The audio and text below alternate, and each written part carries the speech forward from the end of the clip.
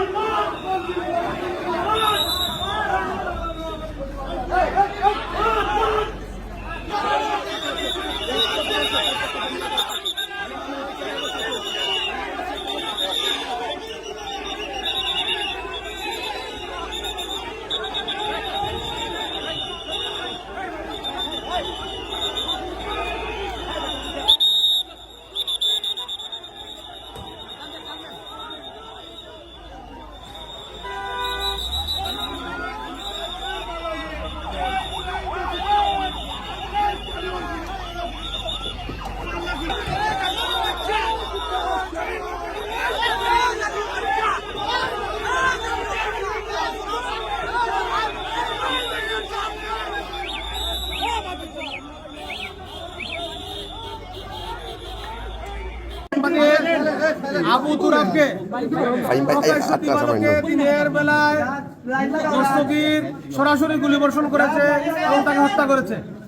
আমরা দীর্ঘ আকাঙ্ক্ষিত অনেক আন্দোলনের ফসল গতকালকে পিবিআই কর্তৃক আসামি দস্তগীরকে গ্রেফতার করা হয়।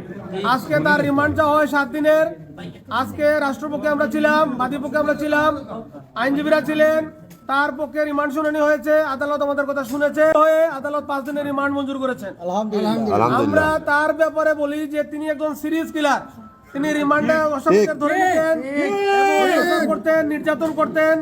তাকে পরিচয় দেওয়া হলে তো বিএনপি জামাত, তখন তিনি উল্লাস করতেন এবং আরো বলতেন যে আরো নির্যাতন করা হবে। আমরা তার এই রিমান্ডের ব্যাপারে কারা কারা জড়িত আছেন ভালো করে ইনভেস্টিগেশন করলে, তাকে জিজ্ঞাসাবাদ করলে তাহলে বিষয়গুলো বের হয়ে আসবে এবং এই ঘটনার সাথে কারা মাস্টার মাইন্ড, কাদের নির্দেশে ঘটনা ঘটেছে, এই ঘটনায় আরো কারা কারা সম্পৃক্ত। এই মামলায় 18 জন এফআইআর আছেন, 200 থেকে 300 জন আছেন অজ্ঞাতনামা। এদেরকে চিহ্নিত করা দরকার। এই জন্য রিমান্ড যথাযথ এবং কার্যকর। আমরা তার রিমান্ডের পক্ষে ছিলাম।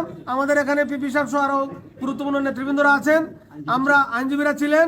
আমরা সকলেই তুরাব হত্যাকাণ্ডের সুষ্ঠু এবং ন্যায় বিচার নিশ্চিতের জন্য রাষ্ট্রের কাছে জোর দাবি জানাচ্ছি।